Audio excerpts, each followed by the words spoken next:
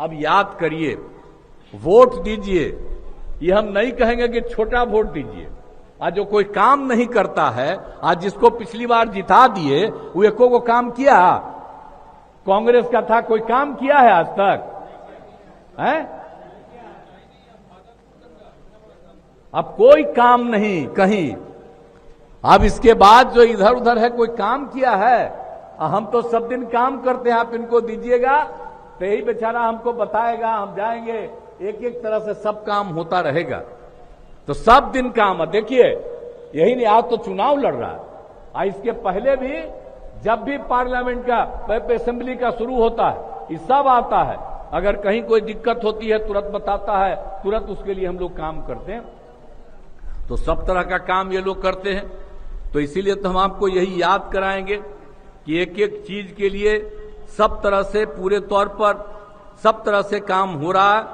और आप समझ लीजिए कि आप सोच लीजिए कि हम लोगों ने कितना काम कर दिया है। आई कहां पर था जी? कहीं किसी के घर में नल का जल था जी?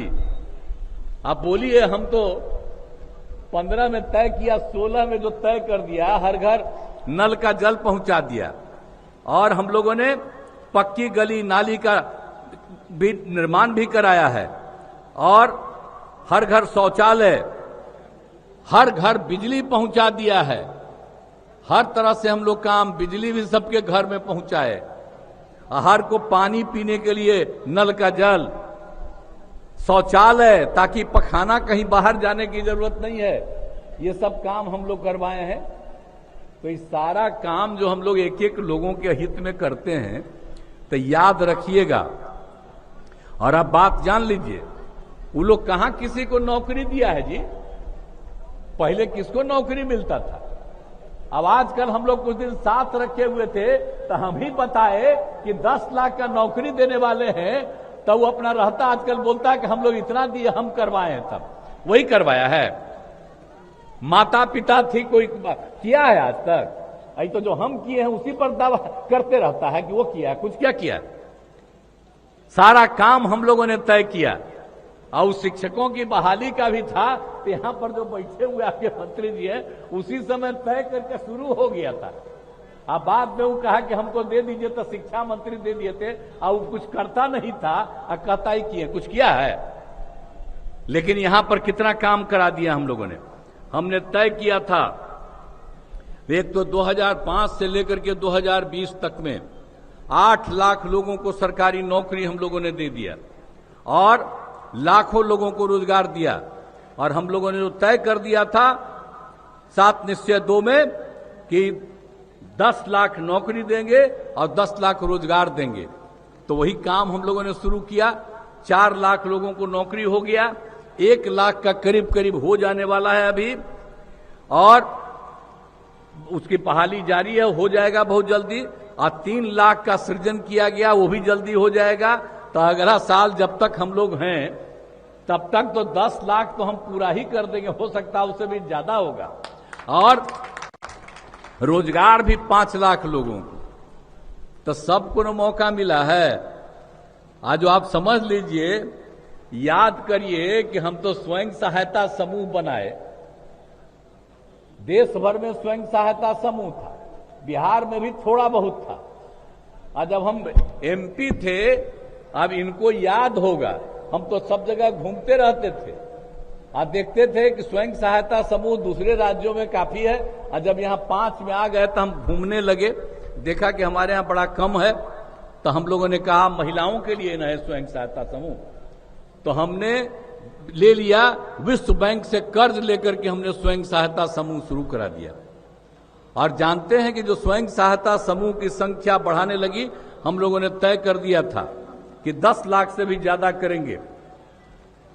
आप जानते हैं, दिल्ली से भी लोग आकर के देखने आए, और हमने नाम दिया स्वयं सहायता समूह में जीविका दीदियां।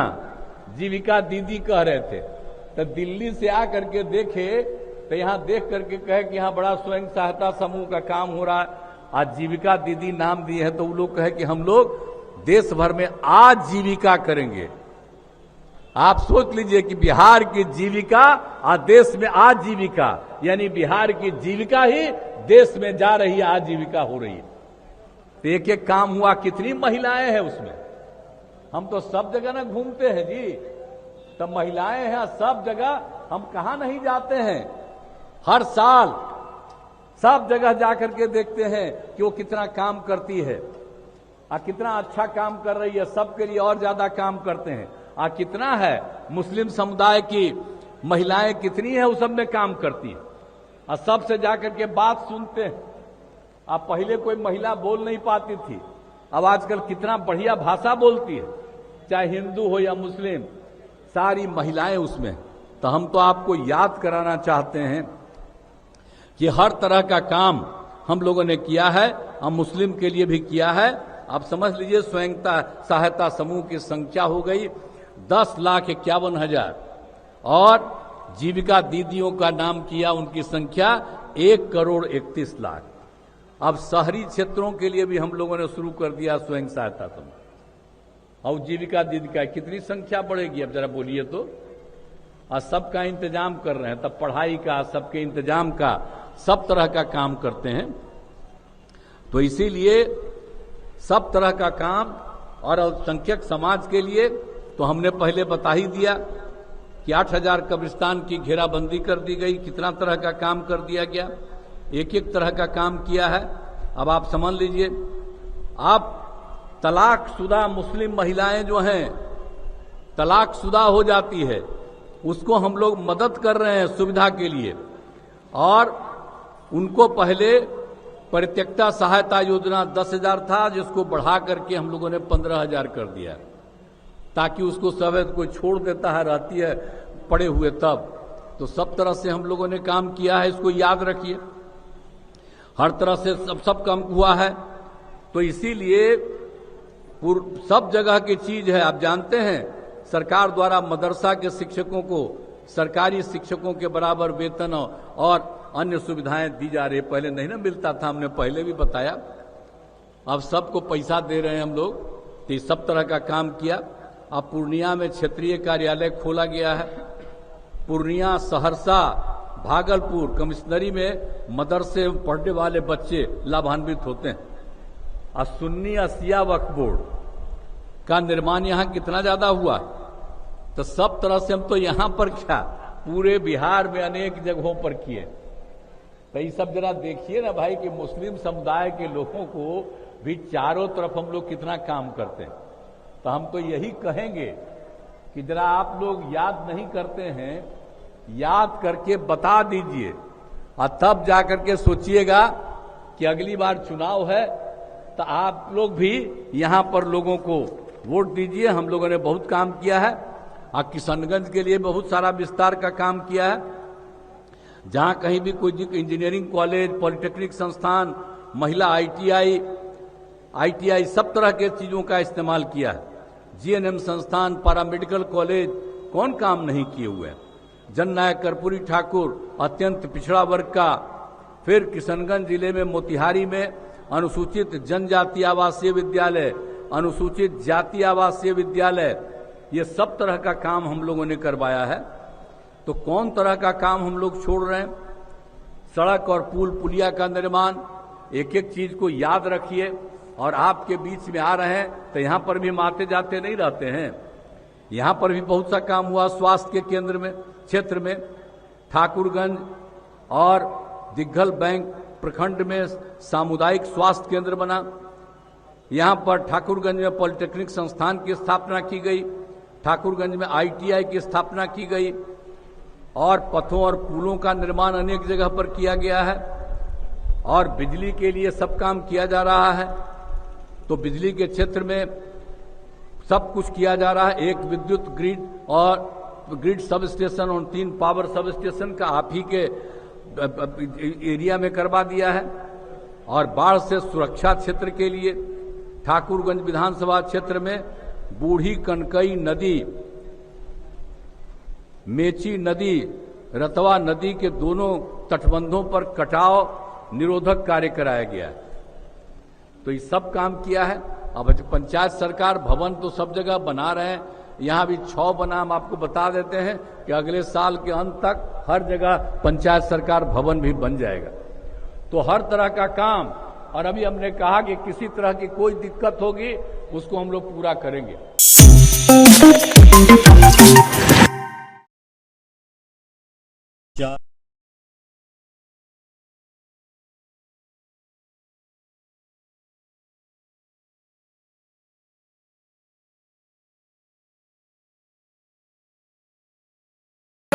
माननीय मुख्यमंत्री नीतीश कुमार जिंदाबाद, नीतीश कुमार जिंदाबाद, विजय चौधरी जिंदाबाद, प्रदीप सिंह जिंदाबाद, इंडिया गठबंधन जिंदाबाद, माननीय मुख्यमंत्री नीतीश कुमार जिंदाबाद, नीतीश कुमार जिंदाबाद, माननीय मुख्यमंत्री नीतीश कुमार जिंदाबाद। और हम सबको मार्गदर्शन देने का कष्ट करें। नीतीश कुमार जिंदाबाद।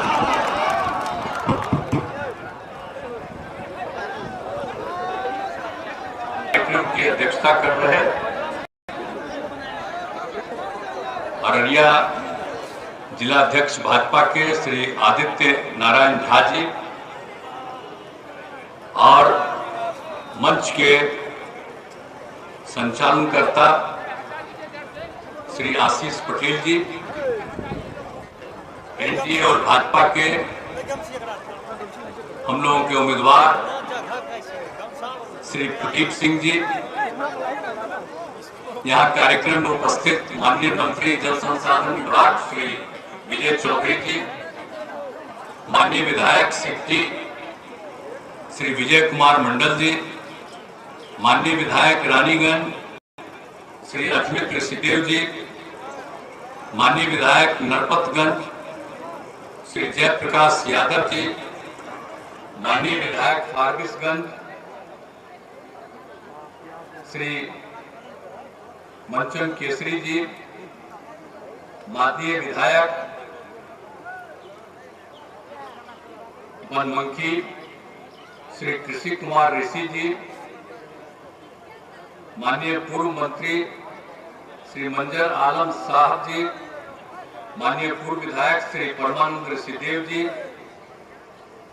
श्री विनू ऋषिदेव जी, जिलाध्यक्ष हिंदुस्तानी अवाम मोर्चा अररिया, भारतीय जनता पार्टी के नेतागण श्री रंजित यादव जी, श्री आलोक भगत जी, श्री अजय झा जी, श्री संतोष सुराना जी, श्री कृष्ण कुमार सेनानी जी, नेता राष्ट्रीय लोक मोर्चा श्री विभाष चंद्र मेहता जी, जनता दल के नेतागण जनाब पप्पू अजीम साहब जी, जनाब मुर्शीद आलम साहब, जनाब नौसाद आलम साहब, जनाब नूरुद्दीन खान साहब, श्री रमेश सिंह जी, श्रीमती संजीता मंडल जी, श्री रितेश ठाकुर जी, जनाब नौरीन आलम साहब और इस कार्यक्रम में उपस्थित सभी सम्मानित नेतागण, सम्मानित जनप्रतिनिधिगण, मेरे प्रिय साथियों, प्रिंट और इलेक्ट्रॉनिक मीडिया के पत्रकार मित्रों, छायाकार बंधुओं, इस पूरे कार्यक्रम में उपस्थित भाइयों, आप सब जो इस कार्यक्रम में उपस्थित हैं, मैं सभी बहनों एवं भाइयों का अभिनंदन करता हूं। बहुत लोगों ने आज आपके सामने बहुत सारी बातें रख दी। हम लोग का यही आग्रह है कि भाई हम लोगों के उम्मीदवार श्री प्रदीप कुमार सिंह जी को विजयी बनाइए। पहले से भी है, आगे भी रहे, और उन्होंने बहुत ही बातें आपके सामने रख दी जो केंद्र की ओर से किया जा रहा है और जो बिहार में राज्य की ओर से किया जा रहा है। मैं तो आपसे यही कहूंगा कि जब से हम लोग को काम करने का मौका मिला 2005 में, जब हम लोग और भाजपा एक साथ होकर के काम कर रहे थे, हमारा तो साल 1995 का है, हम लोग एक साथ थे। श्रद्धेय अटल बिहारी वाजपेयी जी की सरकार में हम 2 बार मुख्यमंत्री थे, हम उनके मंत्रिमंडल में रहे हैं और सब कुछ काम किया। और वही हमको 2005 में उनका ही आग्रह था कि हम ही मुख्यमंत्री बनाए, और जो भी काम करने का यहाँ मौका मिला तो आप लोग भूलिएगा मत। आप पहले से याद कर लीजिए कि शाम में आपको कोई घर से बाहर निकल पाता था, डर के मारे कोई घर से बाहर नहीं निकलता था 5 तक, यानी पहले कांग्रेस का राज, और बाद में समझिए 15 साल जिनको राज था पति पत्नी, हम लोग उसको मदद किए थे शुरू में। और बाद में जब देखा कि सब कुछ गड़बड़ सड़बड़ कर रहे हैं, पिछड़ा और अति पिछड़ा का जो था उसको भी खत्म करना चाहते थे, तो हम तो उसी में अलग हो गए और 14 से तो अलग हो गए। लेकिन इन लोगों ने तो कोई काम किया ही नहीं साहब। आप समझिए कि हिंदू मुस्लिम में भी कितना झगड़ा होता था, और क्या हाल था, बहुत कम बच्चे पढ़ते थे, और स्वास्थ्य की स्थिति क्या थी, कितना कम किसी चीज का होता था, और कहीं सड़क नहीं था, कहीं पुल नहीं था। तो जब हम लोगों को मौका मिला तो हम लोग एक एक चीज को देखे। पहले हम लोग पढ़ाई पर ध्यान दे दिए, फिर हम लोग लोगों के स्वास्थ्य पर ध्यान दिए, और फिर अनेक जगहों पर सड़क और पुल के निर्माण पर काम शुरू किए। सब तरह से काम हम लोगों ने किया। और आपको मालूम है कि जब पहली बार हम लोग आए 5 में, तो 6 में हम लोगों ने पंचायत का जो चुनाव कराया, महिलाओं को 50% हम लोगों ने किया। ऐसा कहीं नहीं था। लेकिन और उसके बाद 7 में नगर निकाय का हुआ, उसमें भी हमने महिलाओं को 50% किया। तो आप समझ लीजिए बाहर कहीं नहीं था। बाहर के लोग आए, देखे कि बिहार में इतना काम हो रहा है, तो बहुत जगहों पर ये काम हुआ। तो बिहार में तो एक एक काम हम लोग करते रहे, देख रहे हैं। और किस जगह से हम लोगों ने कितने स्कूल बनाए, कितने शिक्षकों की बहाली की, और किस तरह से पढ़ते रहते थे। 5वीं कक्षा के बाद तो कोई महिला पढ़ नहीं पाती थी गरीबी के कारण। लेकिन उसके बाद जो हम लोगों ने सब कुछ काम करना शुरू किया, आज उसके चलते कितनी बड़ी संख्या में सब लोग पढ़ते हैं, आप जानते हैं। तो सब जगह और लड़कियों के लिए उनको पढ़ाने का हमने इंतजाम किया, और लड़कियों के लिए पोशाक योजना, फिर लड़कों के लिए पोशाक योजना, और फिर 9वीं क्लास में जब पढ़ती थी लड़कियां, उसके लिए साइकिल योजना। और लड़के भी हमसे कहने लगे, तो उसके बाद में भी हम 10 के बाद साइकिल योजना किए। तो कोई साइकिल चलाता था जी? याद करिए ना। अब लड़की साइकिल चला करके, और बाद में तो 10-11 में लड़का को दे दिए, तो साइकिल चला करके कितना चलने लगा। तो पहले कुछ था, जो लोग कुछ करना चाहता है तो पहले कुछ नहीं किया। तो जो हम लोग किए उन सब चीजों को याद रखिए। एक एक काम हम लोगों ने कर दिया, तो सब तरह से। और शिक्षकों की कितनी बहाली हुई।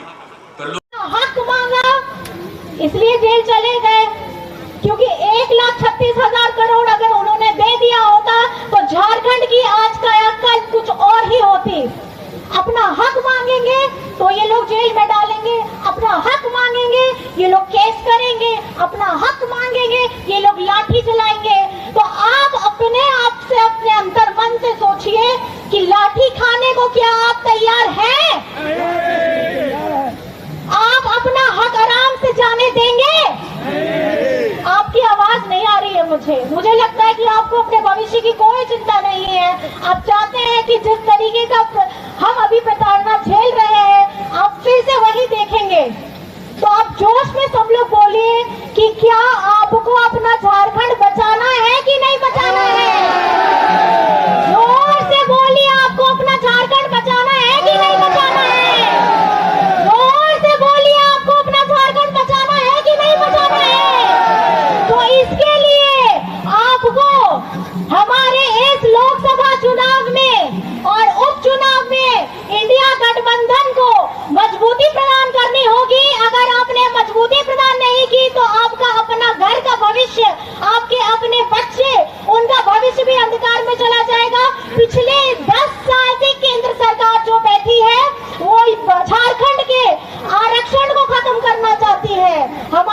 एनटी-एसपीटी एक्ट के साथ खिलवाड़ करना चाहती है, हमारे झारखंडी अस्तित्व को खत्म करना चाहती है।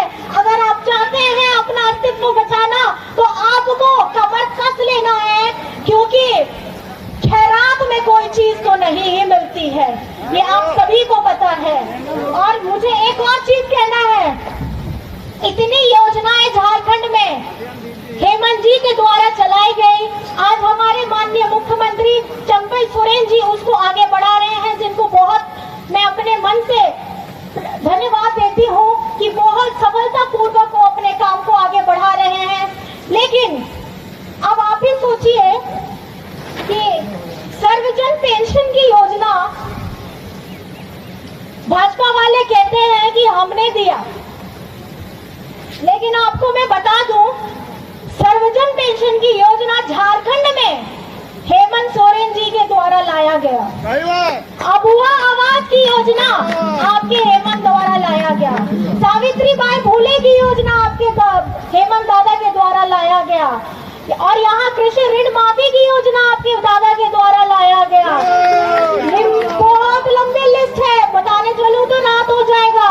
तो इस चीज को याद रखिएगा, भाजपा वाले आपके पास आएंगे, ये बताएंगे कि अबुआ आवास हमने दिया, ये बताने आएंगे कि सर्वजन पेंशन हमने दिया, लेकिन आप बताइएगा, मैं बोलूंगी किसने दिया पेंशन तो आप बोलिएगा हेमंत सोरेन ने दिया पेंशन। किसने दिया अबुआ आवास तो हेमंत सोरेन ने दिया अबुआ आवास। तो हाथ उठा के बोलिएगा किसने दिया पेंशन,